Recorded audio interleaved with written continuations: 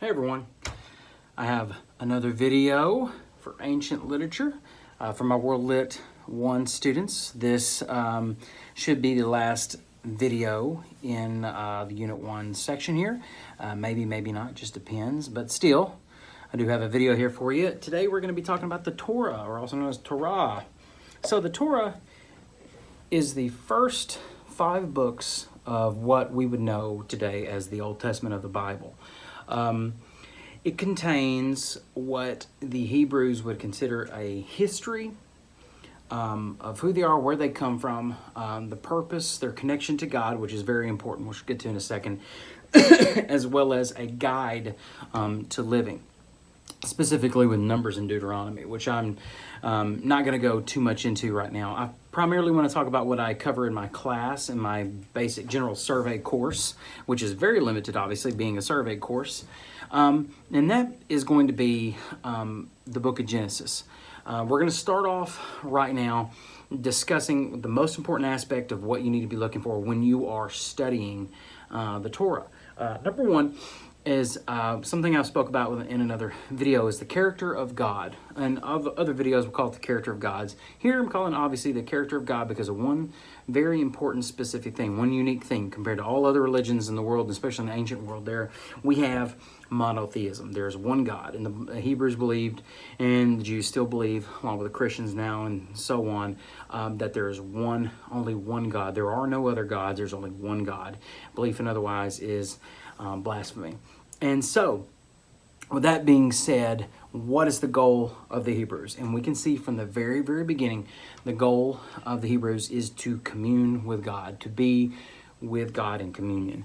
A very close relationship, as we can see, the idea of the Father and everything like that throughout Judaism and so on, is that what we have here is that whole relationship of children to a parent. And so you have to keep that in mind. When you're going into a lot of the aspects of what's happening, the idea of punishment, the idea of regret. We'll see a word in there that says regret, which doesn't mean what we think, like, oops, I made a mistake. It's when we get to Noah and the flood, God is specifically saying, like, I don't regret, he's not saying I regret making you, I made a mistake. He's saying that I hate that this has come to this. I hate it. It's terrible that this is where it is now. I hate that it has to go to this point.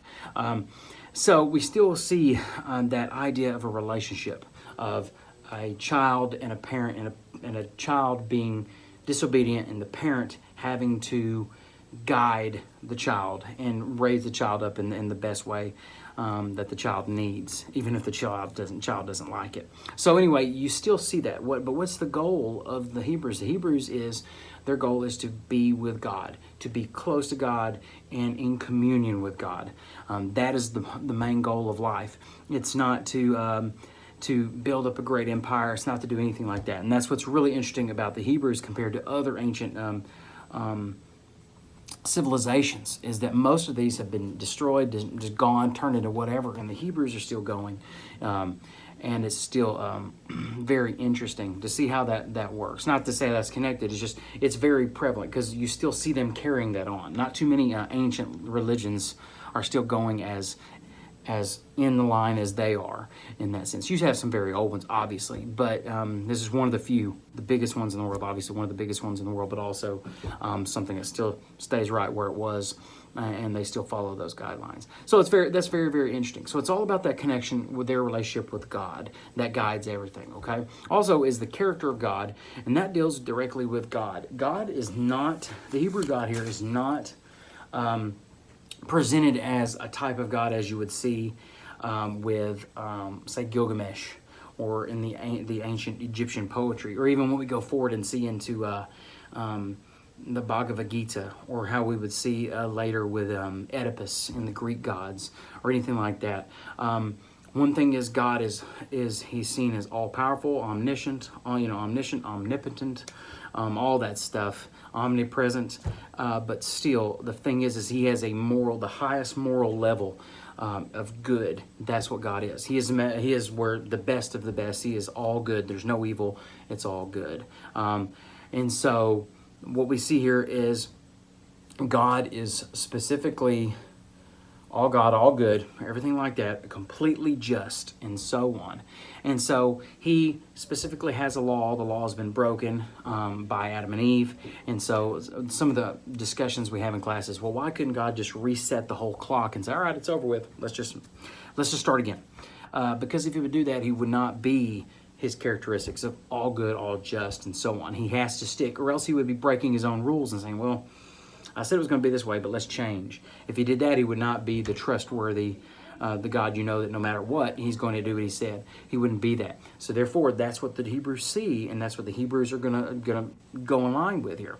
So that's God's standards, all right?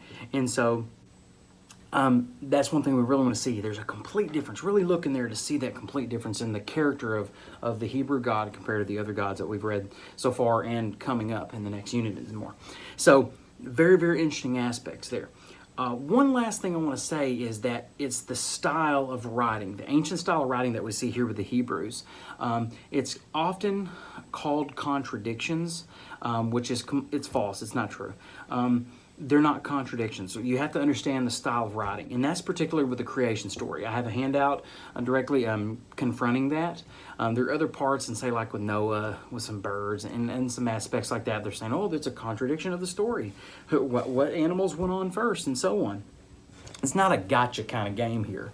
But what you got to do is you got to understand how these things were written and how the readers, how the people taking in the story, either orally, traditionally like that, or written and reading in the temple and so on later, how they expected that and how they knew to read it. And that is this: you have a topical and chronological, or chronological and topical type of narrative. And so what you get at first, in the first chapter mainly, of Genesis, is a real quick overview, chronological order of what happened. It's really basic, just gives you real quick snippets of what happened each day. And then in chapter 2, where people think it's a new narrative, and there you have the documentary hypothesis come in, which has absolutely no academic standing at all, but still, that's when people want to say there's a new writer, a new story beginning, a contradicting story, which is not true. They don't contradict. What you have here now is more of a focus on the sixth day of what happens, more specifically. And so you have to see that when it's a contradiction, one can't stand without the other, and that's not the case here. So when you get into chapter 2, you'll notice it's going rewinding back to the sixth day and really digging in deep as to what happened on that sixth day. So that's really what we have going on. So really kind of keep that in mind too. The last point, because this is a longer video here, the last point to really consider is the Tower of Babel. The question is always why does God confuse language and spread everybody out? And what does he want from the Hebrews? Remember, the goal is communion with God. That's always the number one thing here. That's what we saw with Noah. I kind of skipped over a little bit with Noah, but that's a big part. Everything's evil. God wants to start everything over to where, because there was no turning anything back, he had to give the good people the fresh start, and that was Noah and his family. So they have that connection to God. But even when we get to the Tower of Babel, it's all about the connection to God. And what does God want?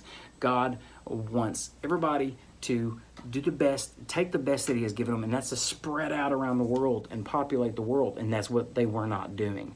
And so it's like a child, like I said, it's like a relationship. Like a child, the child thinks they're doing a great thing. The parent doesn't see so. Who's wrong? The child who doesn't know any better, or the parent who sees better and makes the child do something even though the child seems like it's a bad thing and they don't want to do it? And so really consider that, really kind of think about that stuff as you go into reading this here. And as always, you have any questions, you let me know.